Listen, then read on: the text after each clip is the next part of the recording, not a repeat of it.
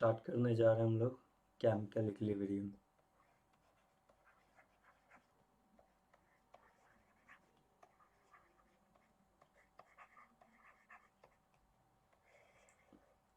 देखो, पहले chemical equilibrium से पहले ये जानना है कि रिएक्शन जो होता है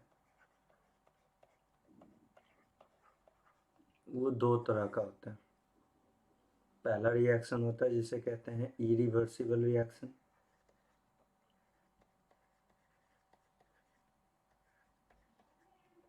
और दूसरा रिएक्शन होता है जिसे कहते हैं रिवर्सिबल रिएक्शन।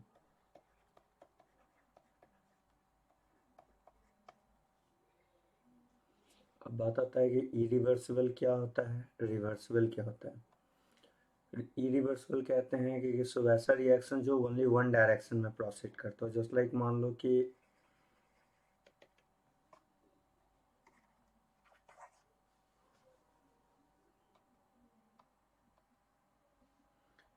मैंने ऐसा लिया है ए प्लस बी और यहाँ से दिया है सी, तो वो रिएक्शन जो ओनली वन डायरेक्शन में प्रोसीड करे, आप वैसे रिएक्शन को कहोगे irreversible reaction.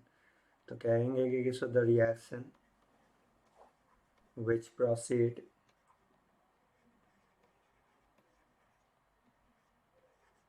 Only one direction, only one direction, वैसा रिएक्शन जो एक ही डायरेक्शन में प्रोसीड करे, हमें कहना है वैसे रिएक्शन को इरिवर्सिबल रिएक्शन।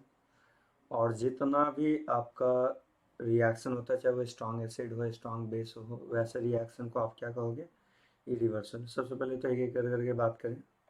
रिएक्शन का दो टाइप है। फर्स्ट टाइप है इरिवर्सिबल रिएक्शन, दूसरा टाइप है रिवर्सिबल रिएक्शन।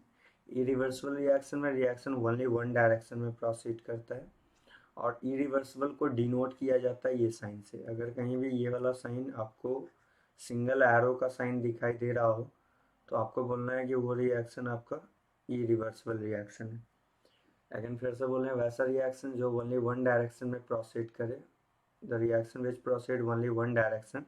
अब ओनली वन डायरेक्शन का मतलब हो गया कि रिएक्टेंट टू प्रोडक्ट की ओर जा रहा है, मतलब कि इरिवर्सिबल रिएक्शन हमेशा प्रोसीड करता है लेफ्ट टू राइट प्रोसीड करता है।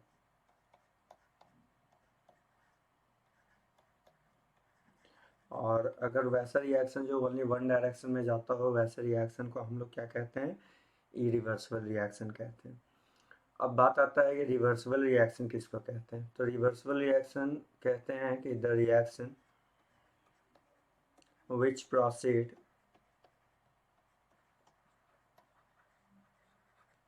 both direction। both direction means what? Both direction, that is left to right way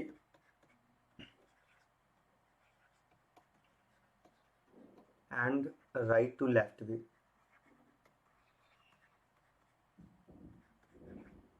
right to left भी है। अगर मैं फिर से बोल रहा हूँ, ऐसा रिएक्शन जो दोनों डायरेक्शन में प्रोसीड करे, लेफ्ट से राइट भी जा रहा हो और राइट से लेफ्ट भी जा रहा हो, तो वैसे रिएक्शन को हम लोग रिवर्सिबल रिएक्शन कहेंगे। Just like X plus Y, मान लेते हैं कि ये एरो दे दिया है, अब ये जेड जा रहा है, तो आपको दिखाई दे रहा है कि डबल एरो यूज किया गया है। अब डबल एरो का मतलब, इस एरो का मतलब कि रिएक्शन किधर से किधर जा रहा है, लेफ्ट टू राइट ही जा रहा है।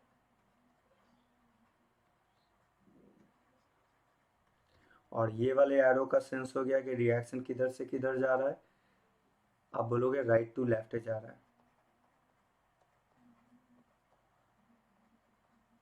अगेन फिर से बोल रहे हैं, रिएक्शन को हम लोग डिवाइड किए हैं दो भाग में। फर्स्ट रिएक्शन है जिसका नाम है इरिवर्सिबल रिएक्शन, दूसरा रिएक्शन है जिसका नाम है रिवर्सिबल रिएक्शन। इरिवर्सिबल रिएक्शन आप कहोगे वैसे रिएक्शन को जो प्रोसीड कर रहा हो ओनली वन डायरेक्शन में, सिर्फ एक ही डायरेक्शन में प्रोसीड करे, तो वैसे रिएक्शन को हम लोग इरिवर्सिबल रिएक्शन कहते हैं। और ये इसका डिनोटेशन होता है सिंगल एरो, लेफ्ट से राइट जाएगा। अगेन फिर से बोल दिया मैंने, रिवर्सिबल रिएक्शन कहेंगे वैसा रिएक्शन को जो दोनों डायरेक्शन में प्रोसीड हो, लेफ्ट टू राइट भी जाए और राइट टू लेफ्ट भी, तो वैसे रिएक्शन को हम लोग रिवर्सिबल रिएक्शन कहते हैं। दूसरी बात है कि किसो आप ये बैठा लेना कि इसे डिनोट करते हैं ये साइन से। ये साइन कहीं भी अगर दिखाई दे रहा हो तो ये साइन होता है रिवर्सिबल का, जबकि ये वाला साइन जो है आपको साइन होता है इरिवर्सिबल का। तो सबसे पहले तो केमिकल इक्विलिब्रियम को जानने से पहले हम लोग जानेंगे कि रिएक्शन कितने तरह का होता है। तो दो तरह का होता है, इरिवर्सिबल रिएक्शन, रिवर्सिबल रिएक्शन। वैसा रिएक्शन जो ओनली वन डायरेक्शन में प्रोसीड करता है वैसे रिएक्शन को हम लोग क्या कहते हैं, इरिवर्सिबल रिएक्शन कहते हैं। और इसका सिंगल एरो साइन होता है, जबकि रिवर्सिबल रिएक्शन में रिएक्शन दोनों साइड प्रोसीड होता है, लेफ्ट से राइट भी और राइट से लेफ्ट भी, मतलब डबल एरो का यूज किया जाता है, तो वो साइन आपका रिवर्सिबल रिएक्शन होता है।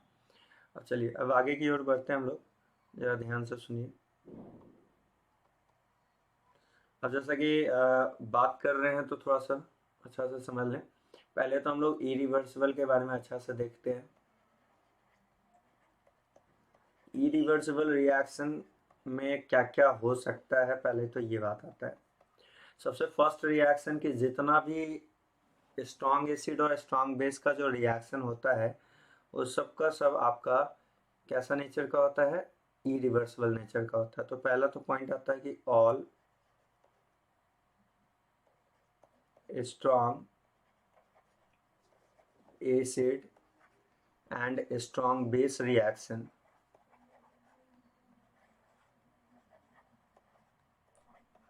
Are irreversible in nature।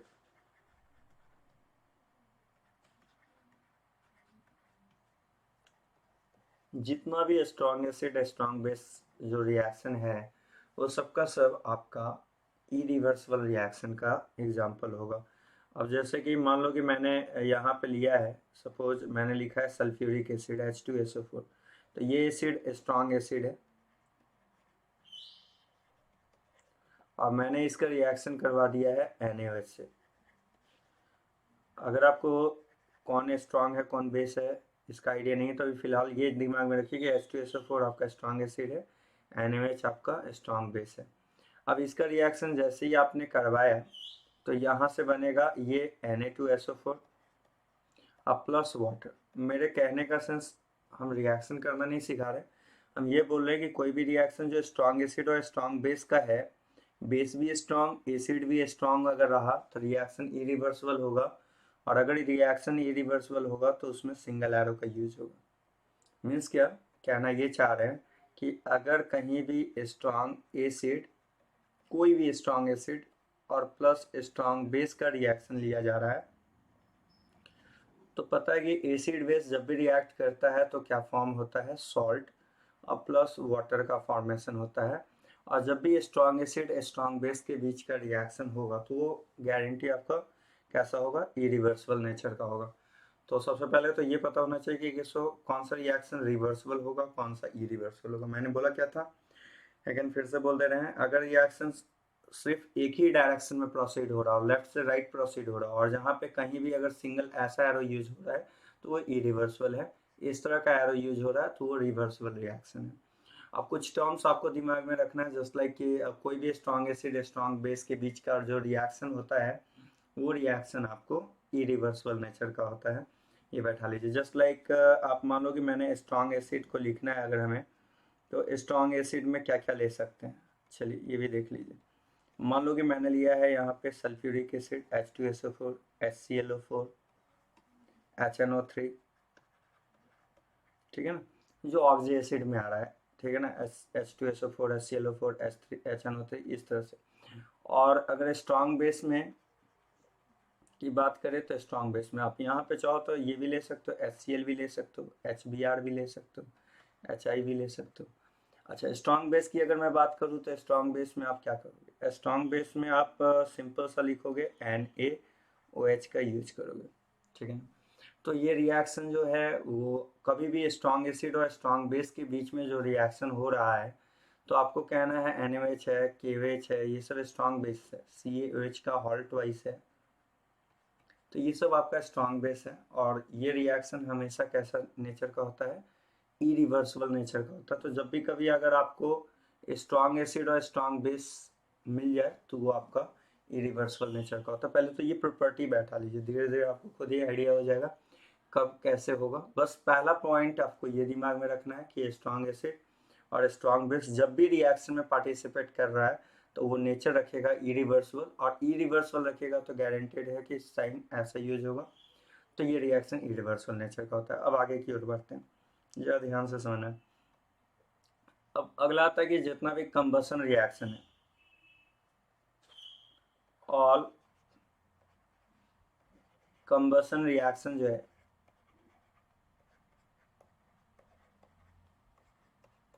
Are example of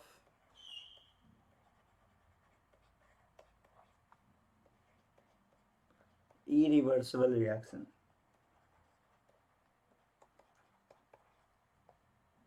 irreversible reaction, जितना भी कंबसन रिएक्शन है वो सारा का सारा आपको इरिवर्सिबल रिएक्शन का एग्जांपल होगा। जैसे कि मान लो कि मैंने लिखा है मीथेन लिया, मीथेन को मैंने क्या किया, कंबस्ट किया। कोई भी हाइड्रोकार्बन ले लो, उसको O2 के प्रेजेंस में कंबस्ट करो। अब कंबसन का तरीका क्या है कि सिंपल सा है, कंबसन कोई भी कंबसन रिएक्शन लिखना हो तो उसका सिंपल सा लॉजिक है, जितना कार्बन होगा उतना CO2 लेंगे। आप देख लो कितना कार्बन है, एक कार्बन है, एक CO2 लेंगे, और जितना हाइड्रोजन है उसका आधा H2O लेंगे। कितना हाइड्रोजन है, 4 है, तो उसका आधा हो जाएगा, 2H2O हो जाएगा। आप मेंशन कर लो कार्बन कितना है, एक, ऑक्सीजन कितना है, 2, और यहाँ पे देखो हाइड्रोजन 4 है तो 2 दूना 4, ऑक्सीजन टोटल मेंशन करो, 2 ऑक्सीजन 2, 4 ऑक्सीजन, तो यहाँ 2 से मल्टीप्लाई कर दो। तो मैं क्या कहना चाह रहा हूँ कि जितना भी कंबसन रिएक्शन है, कंबसन रिएक्शन कहते हैं कि जो भी हाइड्रोकार्बन है, आपने क्या किया कि हाइड्रोकार्बन में आप चाहे वो आपका अल्केन हो, अल्कीन हो, डजेंट मैटर, O2 से रिएक्ट करवाया है तो यहाँ पे CO2 प्लस वाटर मिलता है। और बाबू ये बात को बैठा लेना है कि जो भी कंबसन रिएक्शन होता है वो सारा का सारा आपका इरिवर्सिबल नेचर का होता है, मीन सिंगल एरो का यूज करेंगे, ठीक है ना। जैसे कि मान लो मैंने लिया है C4, ठीक है ना, और यहाँ H10 लिया, मैंने बोला कि इसका रिएक्शन आप O2 से करवा दो। अब मैंने बोला कि फाइनल प्रोडक्ट बताओ, मैंने क्या बोला है, जितना कार्बन होगा उतना CO2 होगा। कितना कार्बन है, 4, तो 4 CO2 देंगे। जितना हाइड्रोजन है उसका आधा H2 होगा, तो 10 हाइड्रोजन है तो उसका आधा 5H2O मिलेगा। अब हमें ये देखना है कि 100 ऑक्सीजन कितना है, तो आप चेक आउट करो यहाँ पे 4 दूना 8, ऑक्सीजन चेक करो, 2 ऑक्सीजन बाहर, 4 है, 4 से गुना करोगे 8, और यहाँ पे 5, 8 5 13, तो 13/2 से मल्टीप्लाई कर दो। अगेन फिर से चेक कर लो, 4 कार्बन 10 हाइड्रोजन, 5 दूना 10 हाइड्रोजन। ऑक्सीजन की बात करूँ तो 4 दूना 8, 8 5 13, तो 13/2 से कर देंगे तो 2 से 2 कैंसिल, 13 ऑक्सीजन। तो एक बात और दिमाग में, अभी तक जो 2 टर्म बताएं, 2 थीम बताएं, उसको बैठा लेना आपको। पहला मैंने क्या बताया, हाँ कि सर आपने ये बताया कि सो जितना भी reaction strong acid strong base के बीच का होगा वो आपका इरिवर्सिबल होगा, मतलब सिंगल एरो का यूज करना होगा। और दूसरा टर्म मैंने ये बताया कि सो जितना भी कंबसन रिएक्शन है वो सब का सब आपका इरिवर्सिबल रिएक्शन है। अगला बाबू आता है next reaction, thermal decomposition reaction. All thermal decomposition reaction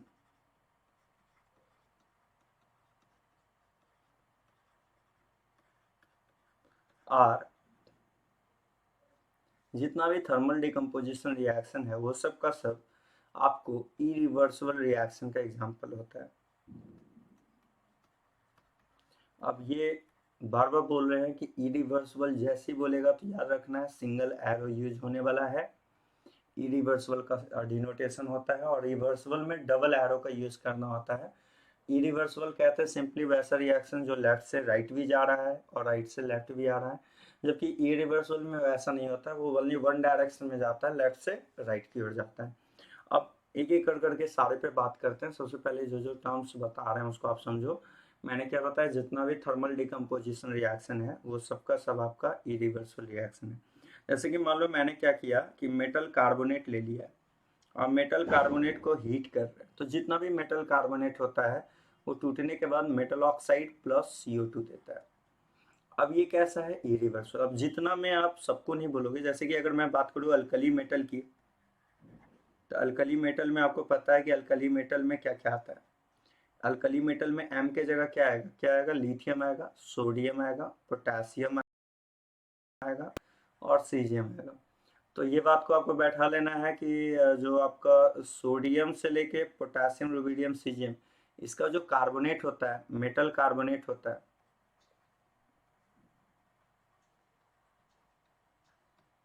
not dissociate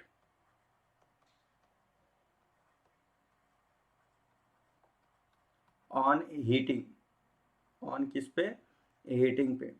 मैंने क्या पहले बोला ये समझो, जितना भी मेटल कार्बोनेट है उसको हीट करोगे तो हीट करने पर वो उसका ऑक्साइड प्लस CO2 देगा। जस्ट लाइक मान लो कि मैंने बोला कि Na2CO3 को हीट करके क्या मिलेगा, तो मैंने अभी आपको बताया कि sodium carbonate, lithium carbonate, sodium, potassium, rubidium और सीजियम कार्बोनेट हीट करने पे नहीं टूटता है, तो आपको जवाब देना है नो रिएक्शन, यहाँ रिएक्शन नहीं होगा। जबकि मैंने बोला कि मान लो कि Li2CO3 है, लिथियम का कार्बोनेट है, इसको हीट कर रहे हैं तो क्या मिलेगा, तो कोई भी कार्बोनेट को हीट करोगे तो जिसका कार्बोनेट होगा उसका ऑक्साइड देगा। लिथियम का है तो लिथियम का ऑक्साइड Li2 वो देगा और प्लस CO2 गैस रिलीज होगा। अब ये इनऑर्गेनिक का चीज़ है कि कौन सा टूटेगा नहीं टूटेगा ये तो अलग बात है, हम लोग पढ़ रहे हैं केमिकल इक्विलिब्रियम, तो बात केमिकल इक्विलिब्रियम के तहत करें। मैंने क्या बताया आपको, मैंने ये बताया ना कि जितना भी कार्बोनेट है उसे आप अगर हीट कर रहे हो तो वो टूटने के बाद oxide plus CO2 gas release करता है। और दूसरी बात की याद रखना है, ये थोड़ा सा इम्पोर्टेंट बात भी है आपके लिए, कि ये जो यहाँ से यहाँ तक है, सोडियम, पोटेशियम, रुबिडियम और सीजियम की अगर बात करते हैं हम लोग, तो ये टूटता नहीं है। इसका जो कार्बोनेट होता है वो स्टेबल नेचर का होता है, तो स्टेबल के कारण ये डिकम्पोज नहीं होगा। इसलिए मैंने लिखा है कि मेटल कार्बोनेट नॉट डिसोसिएट, किस किस का, सोडियम का, पोटेशियम का, रुबिडियम का, सीजियम का। याद रखिएगा, अगर सोडियम, पोटेशियम, रुबिडियम, सीजियम का कार्बोनेट दिया हुआ है, आपको बोला जा रहा है कि हीट करने पे क्या होगा, तो आपको तोड़ के ऑक्साइड और CO2 नहीं बनाना है, सिर्फ और सिर्फ लिथियम का कार्बोनेट टूटता है एंड उसके बाद किसी का कार्बोनेट टूटने वाला नहीं है। तो अभी तक आपने दो रिएक्शन के बारे में, 2 से 3 रिएक्शन बताया मैंने। पहला कि जितना भी strong acid, strong base reaction है वो सबका सब आपका इरिवर्सिबल है। दूसरा मैंने बताया कि जितना भी कंबसन रिएक्शन है वो सबका सब आपका इरिवर्सिबल है। अगला मैंने बताया कि जो भी थर्मल डिकम्पोजिशन रिएक्शन होता है वो भी आपका इरिवर्सिबल रिएक्शन है, ठीक है ना। और थर्मली कौन नहीं टूटता है कार्बोनेट, एक बार रिकॉल कर लेना है, थर्मली कौन कौन नहीं टूटेगा, तो वो कौन सा होगा बोलो, वो है आपका सोडियम, पोटेशियम, रुबिडियम, सीजियम, इसका कार्बोनेट थर्मली स्टेबल होता है। स्टेबल कहने का मतलब ये टूटने उठने वाला नहीं है। तो अगर सोडियम कार्बोनेट दे के और हीट बोल दे तो ऐसा नहीं लगा देना कि सर आप तो बोले थे कि कार्बोनेट मिल जाए तो मेटल का ऑक्साइड प्लस CO2 लगाना है, गलत हो जाएगा।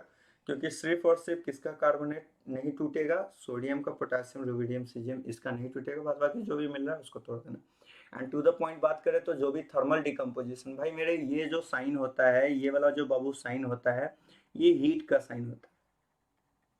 और यही साइन अगर कहीं पे दिखाई दे किसी रिएक्शन में तो इसको थर्मल डिकम्पोजिशन रिएक्शन कहते हैं।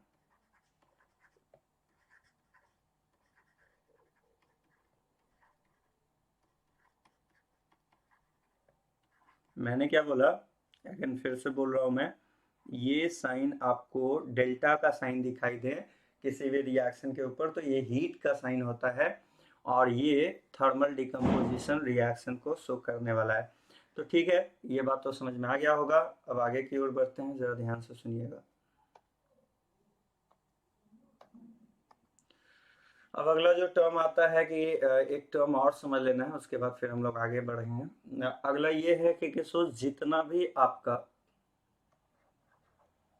ध्यान से सुनिए, जितना भी आपका प्रिसिपिटेशन रिएक्शन है, all precipitation reaction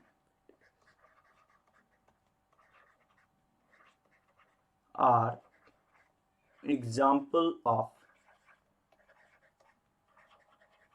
all precipitation reaction are example of irreversible reaction। जितना भी प्रिसिपिटेशन रिएक्शन है वो आपको इरिवर्सिबल रिएक्शन का एग्जाम्पल है।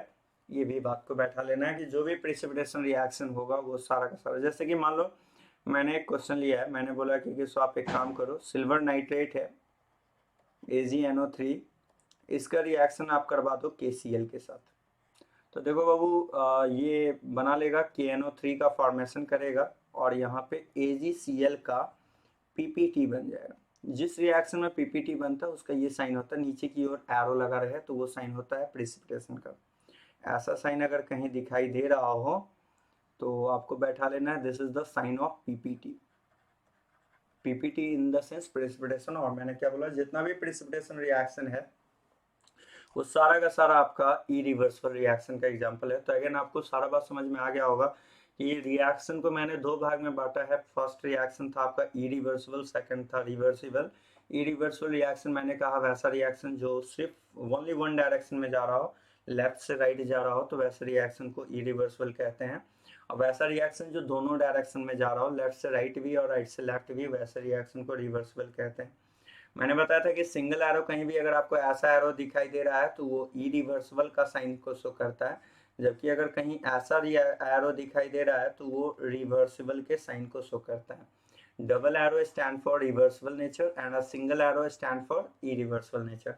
अब मैंने इसमें भी बहुत सारे टर्म्स आपको बताया, जैसे कि स्ट्रॉन्ग एसिड, स्ट्रॉन्ग बेस। अब इस तरह स्ट्रॉन्ग एसिड स्ट्रॉन्ग बेस का आइडिया नहीं, धीरे धीरे आइडिया लग जाएगा। बस जो जो पॉइंट बोल रहे हैं उसको बैठाओ कि कहीं भी अगर स्ट्रॉन्ग एसिड स्ट्रॉन्ग बेस की बात की जा रही है, जैसे कि मान लो मैंने वहां पे बोल ही दिया था सल्फ्यूरिक एसिड स्ट्रॉन्ग है और NaOH स्ट्रॉन्ग है, तो स्ट्रॉन्ग एसिड स्ट्रॉन्ग बेस से होने वाला रिएक्शन आपका इरिवर्सिबल होगा, ठीक है ना।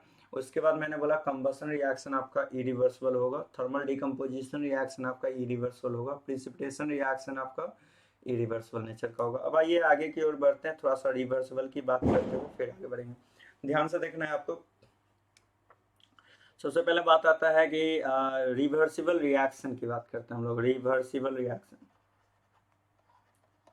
रिवर्सिबल रिएक्शन होता क्या है, मैंने आपको बोला है कि वैसा रिएक्शन जो प्रोसीड करे बोथ डायरेक्शन। मान लो कि मैंने x प्लस वाई लिया है और ये ऐसा साइन लगा दिया है, तो x प्लस वाई यहाँ पे z दे रहा है। तो देखो डबल एरो का यूज हो रहा है, जहां भी डबल एरो होता है उसका सेंस है कि वो रिएक्शन रिवर्सिबल नेचर का, मतलब कि लेफ्ट से राइट भी जाएगा और राइट से लेफ्ट भी आएगा। अब जरा ध्यान से सुनना है।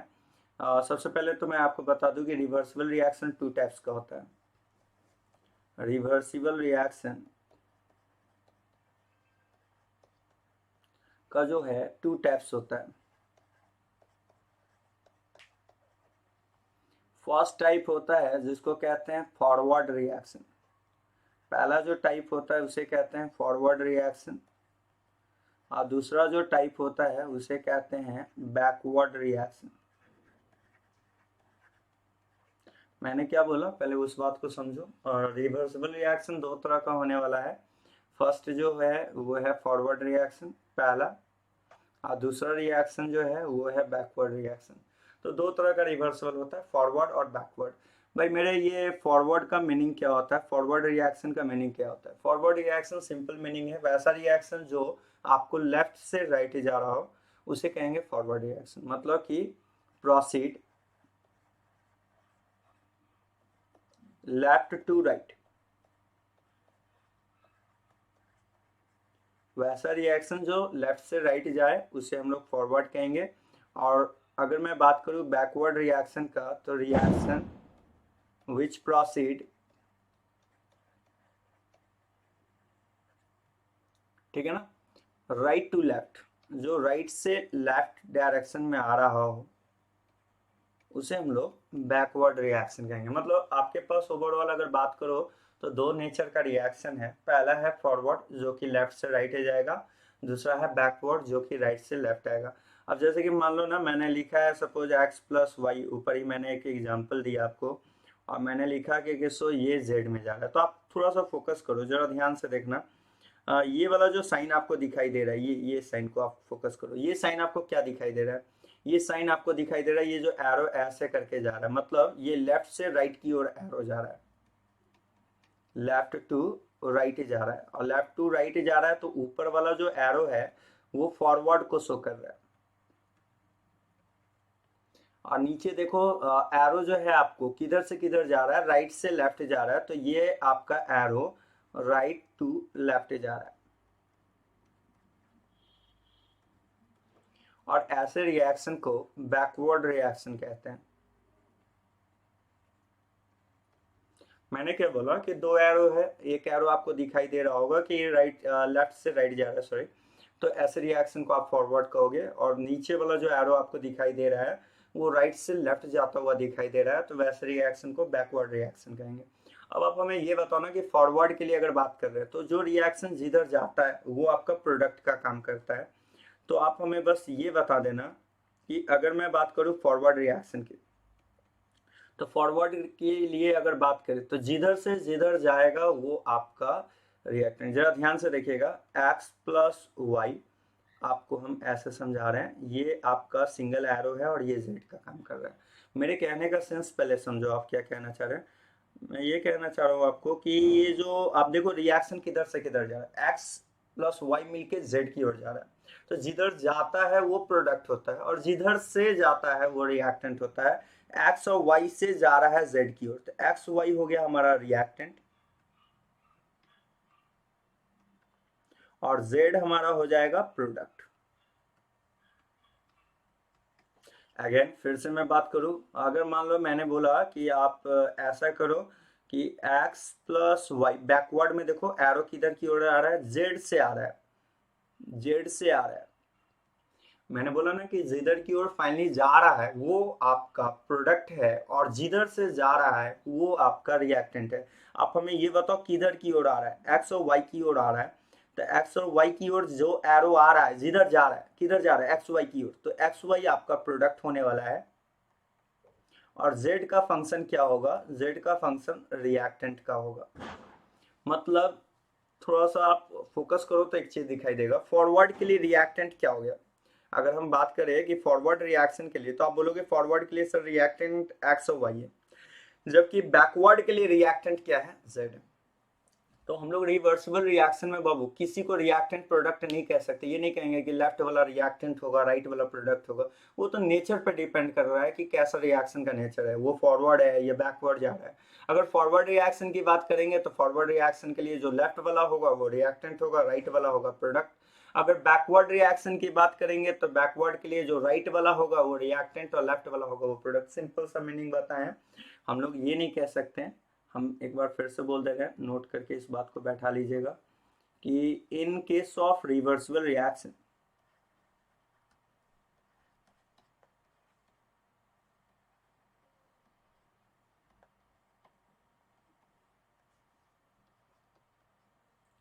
reactant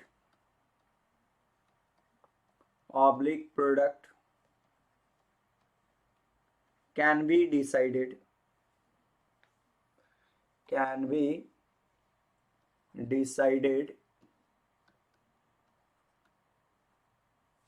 with the help of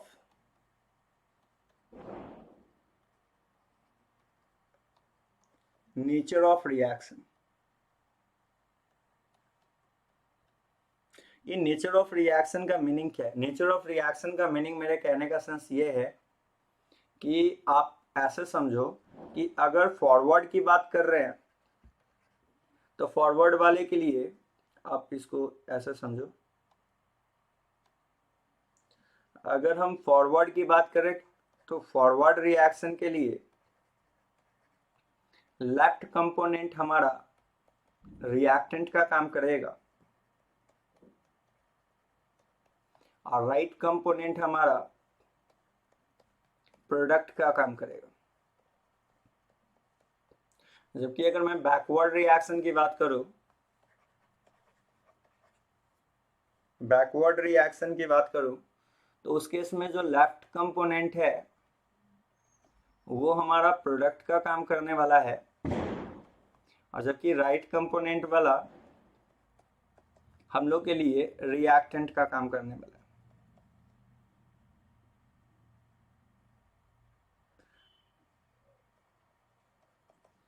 ठीक है, तो अब जैसे इरिवर्सिबल में क्लियर कट बोलते थे, जैसे कि आप देख लो, हम आपको समझा दे रहे हैं, एक बार फिर से हम बोल दे रहे हैं, एक्स प्लस वाई से जेड जा रहा है।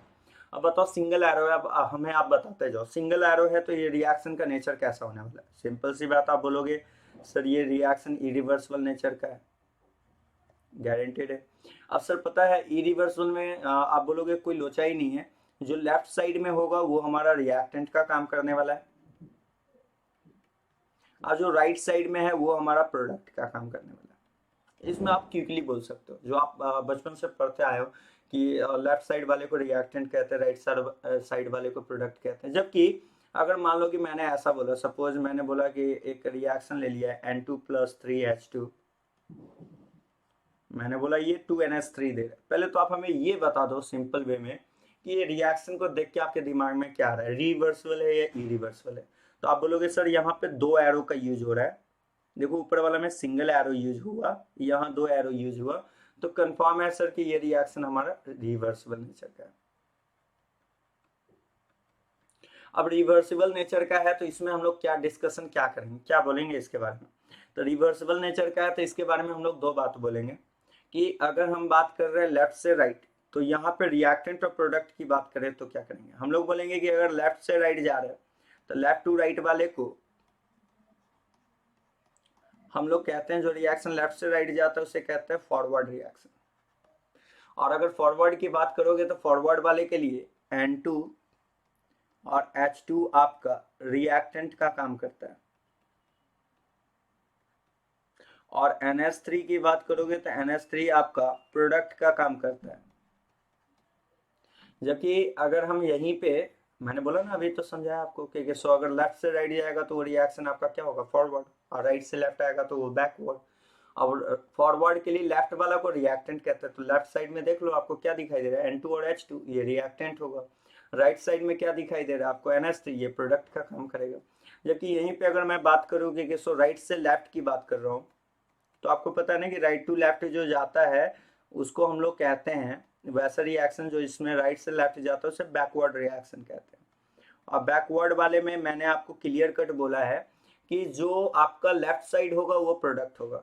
सिंपल याद रखो, जिधर एरो जा रहा है, एरो का डायरेक्शन जिधर है वो आपका प्रोडक्ट है, और जिधर से जा रहा है वो रिएक्टेंट है। तो देखो बैकवर्ड में एरो किधर जा रहा है, N2 और H2 की ओर, तो आप सिंपल बोलोगे सर N2H2 हमारा क्या है, प्रोडक्ट है, और NH3 हमारा क्या है, रिएक्टेंट है। चलो ठीक है, तो पहले तो ये बात तो समझ में आ गया होगा मेरे ख्याल से कि सर रिएक्शन को जो मैंने क्लासीफाई किया वो 2 तरह से क्लासीफाई किया। पहला है कि रिवर्सिबल, दूसरा इरिवर्सिबल। ओनली वन डायरेक्शन में जा रहा है तो आपको बोलना है इरिवर्सिबल है, और अगर दोनों डायरेक्शन में जा रहा है तो आपको बोलना है रिवर्सिबल नेचर है। अब उसमें भी आपने बहुत सारा टर्म्स देखा, क्या क्या है नहीं है सारा मैंने बताया। अब यहाँ पे थोड़ा सा इसका भी प्रॉपर्टी वो देख लो, ध्यान से थोड़ा सुनना। जैसे कि अगर मैं बात करूँ यहाँ पे, तो फर्स्ट पॉइंट होता है, मैंने आपको बोला था उसमें कि जितना भी स्ट्रॉन्ग एसिड स्ट्रॉन्ग बेस का जो रिएक्शन होता है वो आपका कैसा होता है, इरिवर्सिबल होता है। जबकि मैं यहाँ पे बोलूंगा कि एसिड बेस का रिएक्शन तो करवाओ, और करवाने पे बच्चे बच्चे को पता है कि जब भी एसिड बेस रिएक्ट करता है तो सॉल्ट प्लस वाटर फॉर्म होता है। अब देखो यहाँ पे एक इंपॉर्टेंट पॉइंट क्या है, if any one of the component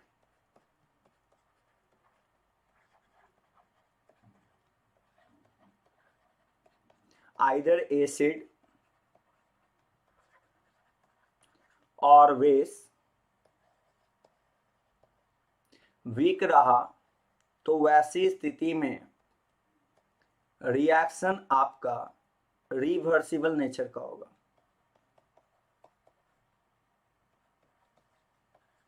उसमें था कि अगर दोनों एसिड और बेस स्ट्रांग है तो आपने बोला था कि रिएक्शन इरिवर्सिबल है। जबकि आपको इसमें बोलना है कि अगर मतलब एसिड भी और बेस भी, एसिड और बेस दोनों की बात कर रहे हैं, और दोनों में से एक भी अगर वीक मिला या दोनों का दोनों वीक मिला तो आपको बोलना है कि वो आपका इरिवर्सिबल है। तो वो पहले एक काम करो, आप पहले ऐसा समझ लो, जितना भी ऑर्गेनिक एसिड होता है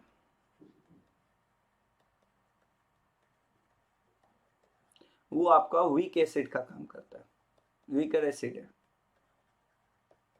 अब ऑर्गेनिक एसिड में आप कोई भी ले लो, चाहे फॉर्मिक एसिड ले लो या एसिटिक एसिड ले लो या फिर आप बेंजोइक एसिड ले लो,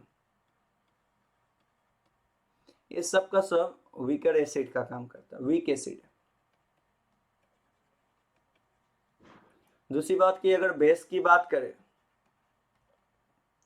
तो NH4OH जो है आपका वीक बेस का काम करता है। आप बस अभी फिलहाल के लिए इतना ही काम करो, क्योंकि जैसे ही आयनिक इक्विलिब्रियम हम पढ़ाएंगे आपको तो वहां पे और डिटेल में बात करेंगे, ठीक है ना। तो पहले तो आप ये समझो, जैसे कि मान लो मैंने ऐसा बात किया कि CH3COOH, अब आपको CH3COOH मिलते ही आपके दिमाग में आ जाना चाहिए कि सर ये ऑर्गेनिक एसिड है, ये वीक एसिड है। अब मैंने बोला कि इसका रिएक्शन आप एक काम करो, NaOH से करवा दो। मैंने आपको अभी जो समझाया उस बात को आप फॉलो करो। मैंने बोला कि एक भी कंपोनेंट अगर वीक रहा, आप बताओ यहाँ पे क्या वीक आपको दिखाई दे रहा है, मैं बस इतना समझा दो। आपको दिखाई दे रहा है कि एसिड आपका वीक है, क्योंकि मैंने यहाँ पे लिस्ट लिख दी है, ये वीक एसिड। और NaOH के बारे में पीछे देखे हैं, इरिवर्सिबल में मैंने बताया था NaOH स्ट्रॉन्ग बेस है। तो जैसे वीक एसिड और स्ट्रॉन्ग बेस का कॉम्बिनेशन होगा तो यहाँ पे सॉल्ट बनेगा, एसिड H+ देगा तो बताओ यहाँ पे बच जाएगा CH3COO, और बेस OH- देगा तो ये बना लेगा Na सॉल्ट प्लस वाटर। आप छोड़ो रिएक्शन बार बार बोल रहे हैं, वो हमको बाद में सीखना है। पहले हमें ये देखना है कि एक भी वीक इलेक्ट्रोलाइट आ जाए वो रिएक्शन आपका कैसा होगा, रिवर्सिबल नेचर का होगा। जैसे आप एक काम करो, जरा ध्यान से देखना। मान लो कि मैंने ऐसा लिया है, सपोज NH4OH का रिएक्शन मैंने बोला कि सल्फ्यूरिक एसिड से करवा दो, H2SO4 से करवा दो। अब बोल रहे कि इसके बारे में आपका क्या ख्याल है, तो आप सिंपली वे में बोलोगे कि सर इसमें क्या होगा कि अमोनियम सल्फेट का फॉर्मेशन हो जाएगा, अब प्लस वाटर निकलेगा।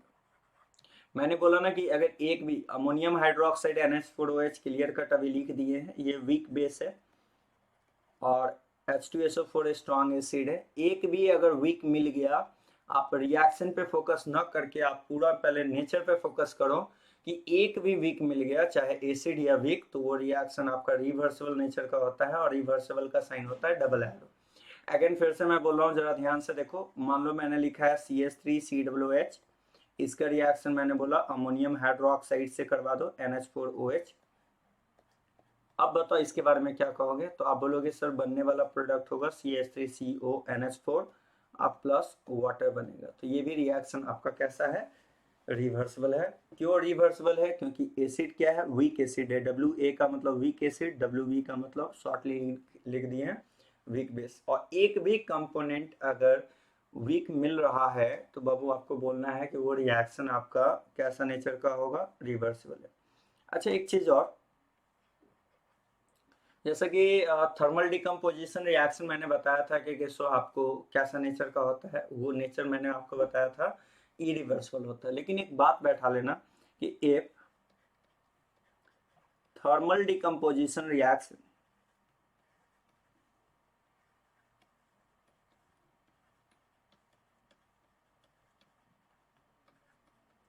occur in closed container,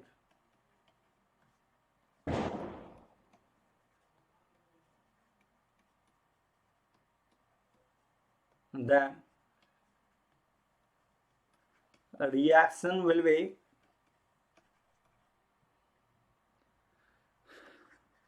reversible in nature। मेरे कहने का मतलब समझो। मान लो कि मैंने एक कंटेनर ले लिया है, ठीक है, और इस कंटेनर में क्या कहा कि मेटल कार्बोनेट को हीट कर दो।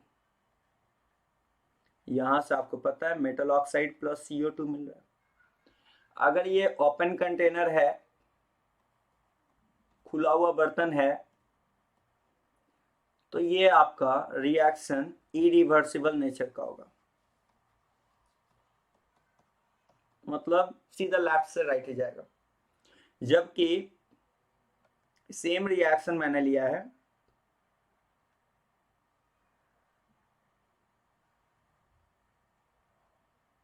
मैंने ऐसा लिया, अब मैंने क्या किया कि इस कंटेनर को क्लोज कर दिया, ये क्लोज कंटेनर है।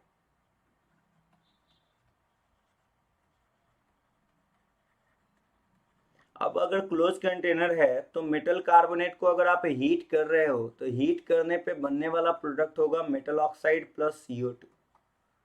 अब बताओ अगर ये क्लोज कंटेनर है तो क्लोज कंटेनर के केस में रिएक्शन आपका रिवर्सिबल नेचर का होगा। मतलब क्या दिखा, सेम रिएक्शन ओपन कंटेनर में।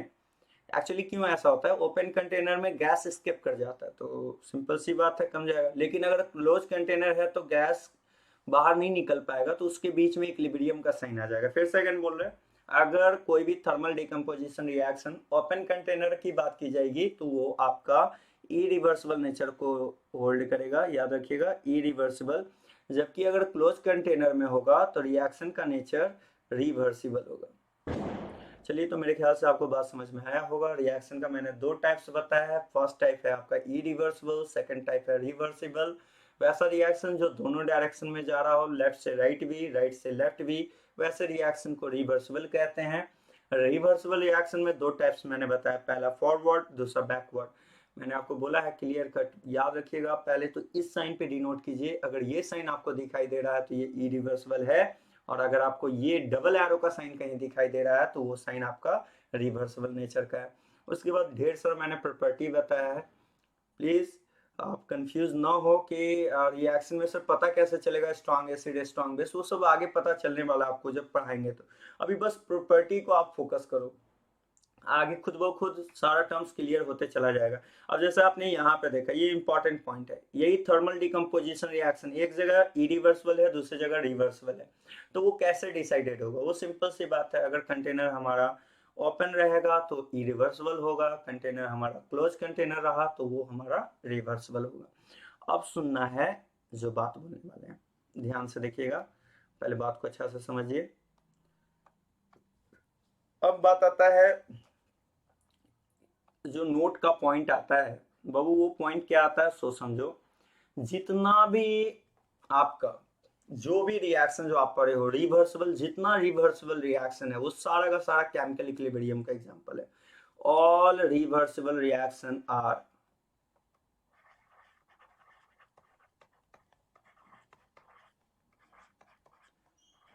Are example of chemical equilibrium.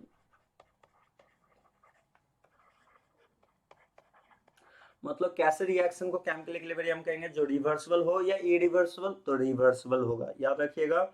अब हम ऐसा बोलते हैं, याद रखिएगा बाबू, कि ये वाला जो साइन होता है, ऐसे साइन को हम लोग एक और साइन से बोलते हैं इक्विलिब्रियम का साइन।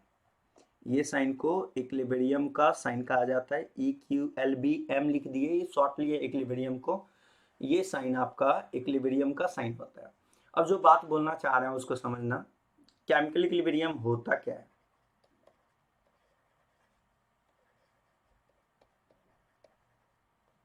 केमिकल इक्विलिब्रियम कहते हैं कि वैसा इक्विलिब्रियम जो इस्टेब्लिश हो मॉलिक्यूलर पार्ट के बीच में, तो वैसे को कहेंगे केमिकल इक्विलिब्रियम। कहेंगे कि द इक्विलिब्रियम which are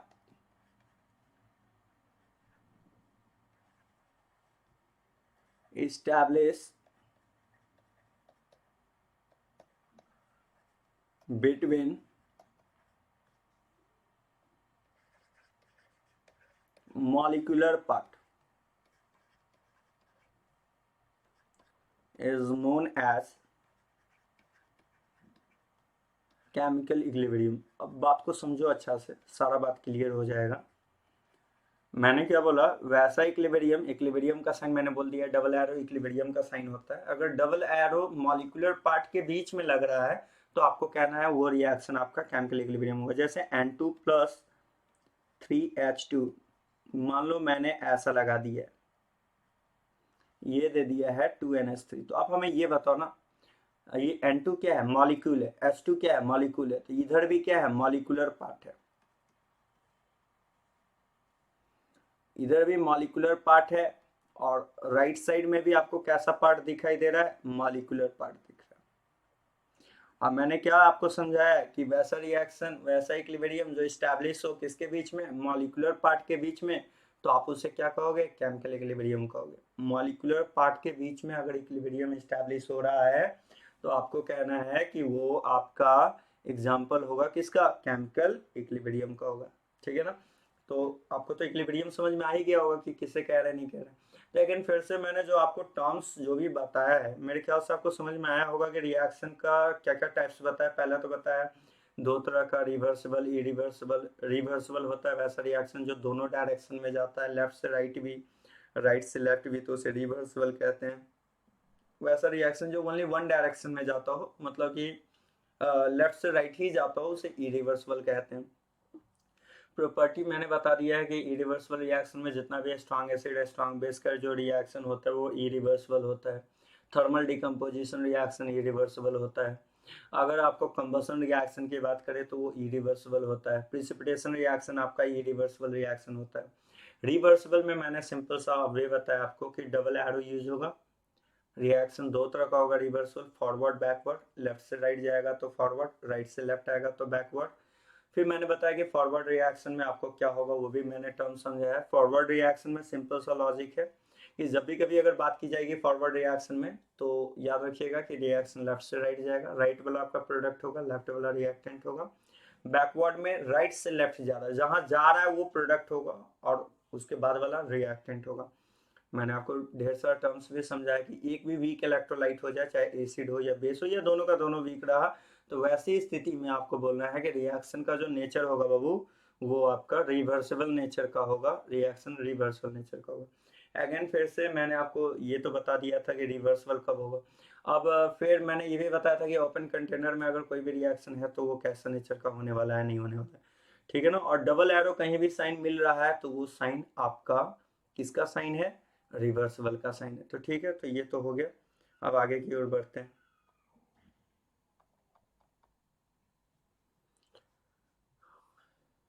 जरा ध्यान से सुनना बाबू, एक दो नोट का पॉइंट पहले समझ लो। अगेन फिर से कि एट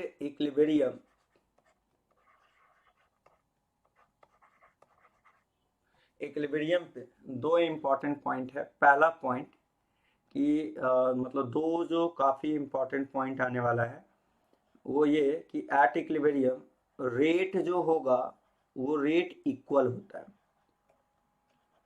इक्विलिब्रियम पे रेट क्या मिलने वाला है, इक्वल मिलने वाला है। इक्वल कहने का सेंस कि रेट जो फॉरवर्ड का होगा, क्योंकि आपको पता ना इक्विलिब्रियम में दो डायरेक्शन, फॉरवर्ड भी है और बैकवर्ड भी है, तो जो रेट फॉरवर्ड का होगा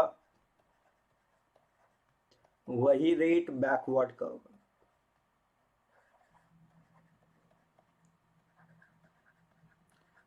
पहले तो ये काफी इंपॉर्टेंट पॉइंट बता रहे हैं, इसको एकदम जुबान पे रखिए कि इक्विलिब्रियम पे कोई पूछेगा इक्विलिब्रियम पे क्या क्या होता है, तो आपको बोलना है कि एट इक्विलिब्रियम पे दो बात दिमाग में रखना है। फर्स्ट पॉइंट ये दिमाग में रखना है कि रेट इक्वल होता है। तो रेट इक्वल कहने का मतलब जो रेट फॉरवर्ड का होगा वही रेट बैकवर्ड का होगा। और दूसरा पॉइंट कि बाबू जो कंसंट्रेशन होता है,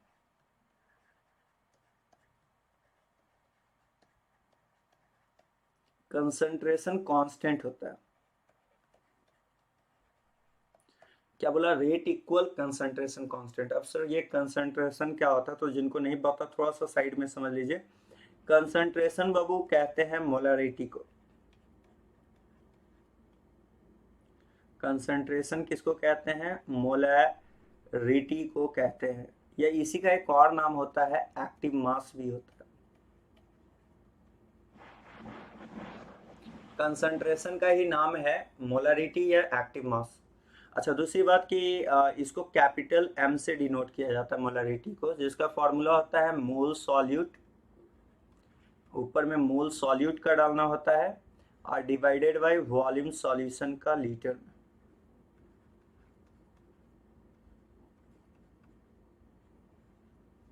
बताइएगा मोलरिटी का फॉर्मूला क्या होगा, मोल solute divided by volume solution का लीटर में। दूसरी बात कि बाबू जो मोलरिटी है या कंसंट्रेशन है, मोलरिटी बोलो कंसंट्रेशन बोलो, इसको ये पार्शियल ब्रैकेट से डिनोट किया जाता है। ये साइन होता है मोलरिटी का। अगेन पहले तो जो जो दो पॉइंट बोले हैं अगेन फिर से रिकॉल करना है आपको कि बता दीजिए कि नोट का सबसे फर्स्ट पॉइंट है कि आपको इक्विलिब्रियम जहां भी है वहां रेट आपको इक्वल होने वाला है। इक्वल का मतलब फॉरवर्ड रिएक्शन का रेट जो है वो बैकवर्ड रिएक्शन के रेट के बराबर होगा और कंसंट्रेशन आपका कांस्टेंट होगा। मतलब कि कंसंट्रेशन कह रहा है मोलरिटी को, मोलरिटी कांस्टेंट। तो कोई पूछे कि बताओ इक्विलिब्रियम पे क्या होगा, तो रेट इक्वल और कंसंट्रेशन कांस्टेंट होगा।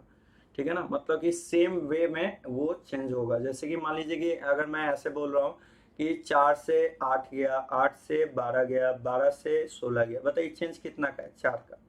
यहाँ पे चेंज बताइए कितना का है, 4 का। यहाँ पे भी चेंज कितना का, 4 का। क्या वैल्यू सेम है क्या, नहीं।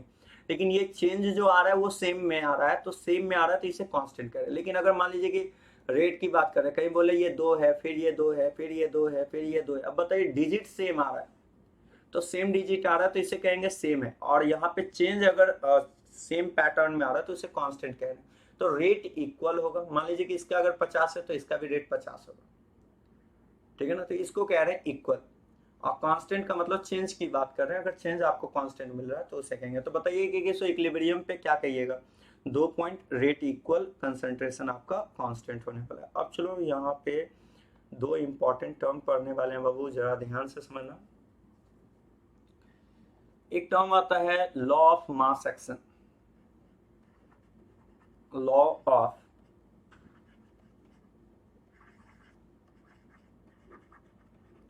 Mass action.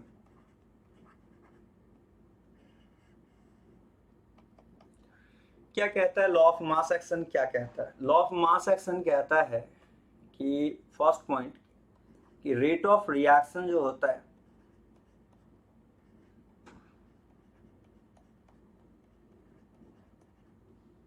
Directly proportional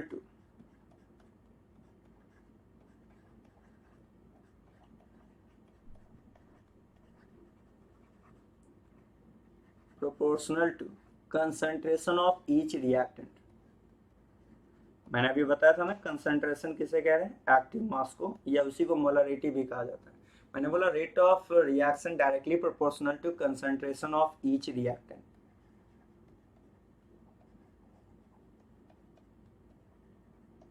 and each concentration term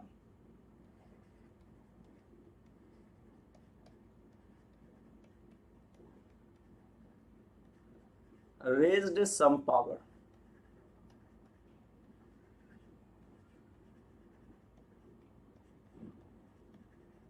her concentration term पे कुछ पावर होगा, ठीक है ना, विच ऑब्टेन फ्रॉम कोएफिशिएंट।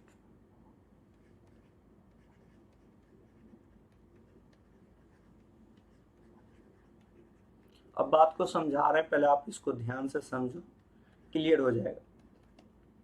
कह रहा है कि रेट ऑफ रिएक्शन जो है बाबू वो डायरेक्टली प्रोपोर्शनल होगा कंसंट्रेशन ऑफ ईच रिएक्टेंट, और हर कंसंट्रेशन टर्म पे कुछ पावर आएगा, जो पावर कहाँ से आएगा, कोएफिशिएंट से। जैसे कि मान लो मैंने क्या किया, सपोज मैंने ऐसा लिखा है ए से ए, बी बी में,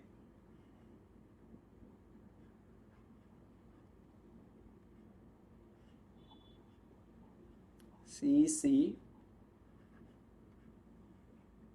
डी डी। अब हम बोल रहे हैं कि यहाँ पे बताओ, पहले तो आप बताओ ये रिएक्शन आपको रिवर्सिबल दिखाई दे रहा हो। तो लॉ ऑफ मास एक्शन कहता है कि रेट ऑफ रिएक्शन जो है डायरेक्टली प्रोपोर्शनल होगा ईच रिएक्टेंट के ईच कंसंट्रेशन। अब बताओ रिएक्टेंट क्या है ना, रिवर्सिबल में थोड़ा दिक्कत हो सकता है, क्योंकि आपको पता है कि सो 2 टाइप का रिवर्सिबल होता है, फॉरवर्ड और बैकवर्ड। फॉरवर्ड के लिए अलग रिएक्टेंट होता है और बैकवर्ड के लिए अलग होता है। तो चलिए एक एक कर करके बात करते हैं। अगर हम बात करें फॉरवर्ड रिएक्शन का,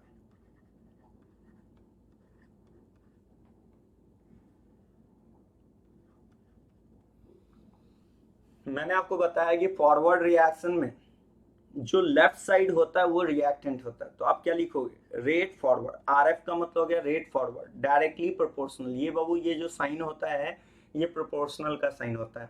तो rate forward directly proportional to reactant में बता दो क्या क्या दिखाई दे रहा है। रिएक्टेंट में आपको ए दिखाई दे रहा है। मैंने बोला था कंसंट्रेशन का साइन ये होता है। फिर से सुनो जरा ध्यान से, रेट जो है वो डायरेक्टली प्रोपोर्शनल होगा रिएक्टेंट के कंसंट्रेशन के। ये साइन जो होता है, ये वाला जो साइन है ये कंसंट्रेशन के है, ए का कंसंट्रेशन, और क्या रिएक्टेंट है, बी का कंसंट्रेशन। और हर कंसंट्रेशन टर्म पे पावर आएगा जो कि कोएफिशिएंट होगा। कितना, ए का कोएफिशिएंट देखो ए है और बी का बी है, तो ऊपर में ए डाल दो, इसके ऊपर बी डाल दो। आपको पता है ना, नहीं पता तो दिमाग में रखिएगा कि जब भी ये वाला साइन होता है इसे प्रोपोर्शनल कहते हैं। प्रोपोर्शनल को हटाते ही एक कांस्टेंट आता है। तो मान लो आर एफ का मतलब हो गया रेट फॉरवर्ड, कांस्टेंट को हटाएंगे तो एक कांस्टेंट के लिख दिए, के एफ, क्योंकि फॉरवर्ड है तो कांस्टेंट भी फॉरवर्ड का ही होगा, ए का पावर ए और बी का पावर बी। इसको इक्वेशन 1 मान लो, इसको इक्वेशन क्या मान लो, 1 मान लो। तो आपको यहां से पता चल गया कि रेट फॉरवर्ड बराबर के फॉरवर्ड, ए का कंसंट्रेशन ए और बी का कंसंट्रेशन बी। अब एक काम करते हैं, हम यहाँ पे बैकवर्ड रिएक्शन की बात करने जा रहे हैं। अगर बैकवर्ड रिएक्शन की बात करें तो बैकवर्ड रिएक्शन के लिए मैंने आपको समझाया था, क्या समझाया था याद करो, कि जो आपका राइट में होता है वो रिएक्टेंट होता है, तो बैकवर्ड का रेट देखना है, तो R backward directly proportional to, क्या बोला है लॉ ऑफ मास एक्शन, कि जो रेट है वो किसके डायरेक्टली होगा, रिएक्टेंट के, और हर रिएक्टेंट पे कुछ पावर आएगा जो कहाँ से आएगा, कोएफिशिएंट से।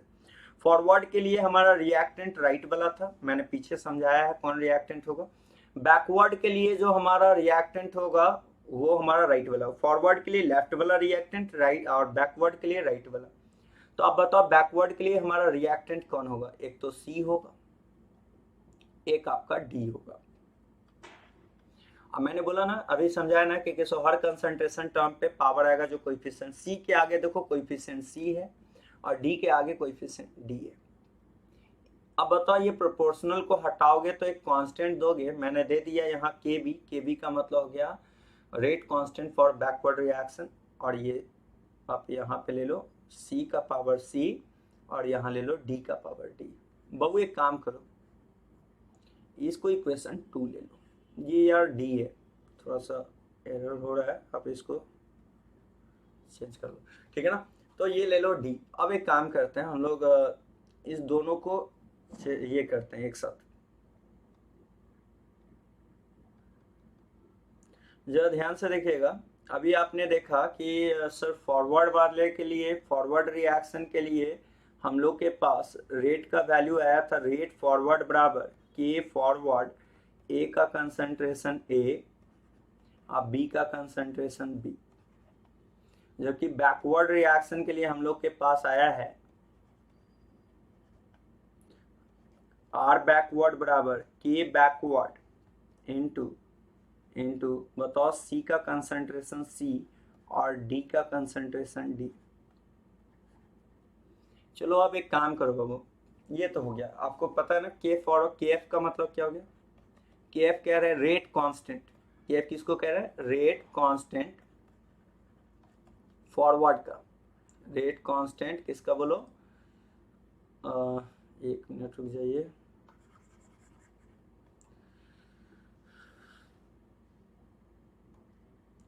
रेट कांस्टेंट फॉरवर्ड का, और के बी किसको कह रहे हैं बाबू, रेट कांस्टेंट बैकवर्ड का। तो चलो एक काम करो, एट इक्विलिब्रियम पे बता दो, इक्विलिब्रियम पे क्या होगा।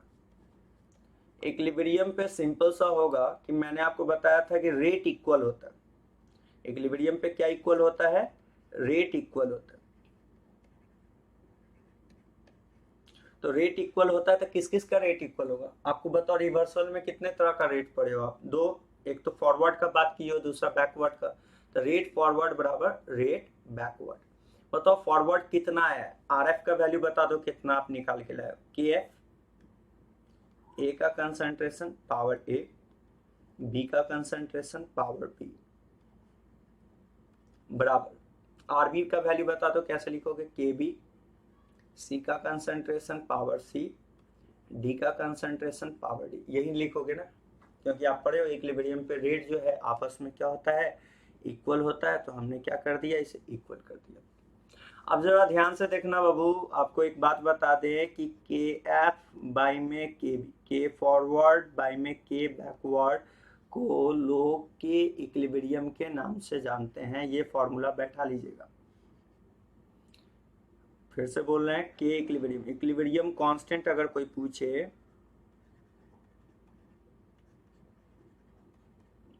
जिसको हम लोग के इक्विलिब्रियम से जानते हैं, तो आप क्या बोलोगे? रेशियो ऑफ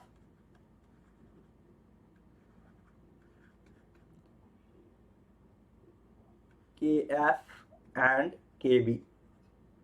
के एफ और के बी का जो रेशियो होता है उसी को के इक्विलिब्रियम कहते हैं। तो एक काम करो ना, हमको अगर मान लो कि के इक्विलिब्रियम निकालना है, तो के इक्विलिब्रियम कैसे लिखोगे? के फॉरवर्ड बाय में के बैकवर्ड। फॉरवर्ड का बता दो, के फॉरवर्ड कितना है? पहले एक काम करो, जब भी आपको के फॉरवर्ड बाय में के बैकवर्ड, तो के एफ वाला बता दो टर्म क्या है। इसको मान लो इक्वेशन ए, तो के एफ वाला टर्म क्या है आपको दिखाई दे रहा है? पहले ये बताओ, के एफ वाला आपको दिखाई दे रहा है? एक काम कीजिए आप, सबसे पहले ऐसा कीजिए, थोड़ा सा चेंज करते हैं इसको, ध्यान दीजिएगा।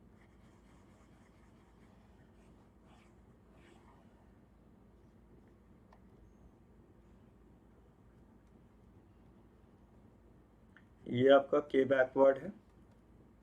एक काम करो आप, ये जो है आप दोनों को जो इक्वल किए हो, ये गुना में इसको इस तरफ ले आओ, तो के फॉरवर्ड बाय में के बैकवर्ड इस तरफ लाए, तो क्या लिख सकते हैं? सी का कंसंट्रेशन सी, डी का कंसंट्रेशन डी, पावर में ए का कंसंट्रेशन ए और बी का कंसंट्रेशन बी। हम ये लिख सकते हैं या नहीं? पहले एक मिनट फिर से समझो, ये क्या किया मैंने, जो ये टर्म आपको दिखाई दे रहा है ये वाला के बैकवर्ड, इसको हम गुना में है तो बराबर के इधर लाएंगे तो भागा में आ जाएगा, तो के फॉरवर्ड बाय में के बैकवर्ड। ये भी गुना में, तो इसको इधर ले आया तो सी का पावर सी, डी का पावर डी, गुना में तो इधर आएगा तो भागा में आ जाएगा, डिवीजन में आ जाएगा। अब बताओ, के फॉरवर्ड बाय में के बैकवर्ड को मैंने बोला है के इक्विलिब्रियम कहना है, और इसका फॉर्मूला आ गया सी का पावर सी, डी का पावर डी, ए का पावर ए और बी का पावर बी। और यहाँ से आपको ये प्रूफ हो गया। क्योंकि सो अब जो ध्यान से समझना क्या क्या हम बताना क्या क्या चाहें। पहला तो आपने देखा है कि सर के इक्विलिब्रियम, इसको के इक्यू का मतलब हो गया इक्विलिब्रियम कांस्टेंट हो गया। आपसे कोई पूछे कि इक्विलिब्रियम कांस्टेंट क्या है, तो आपको क्या बोलना है कि रेशियो ऑफ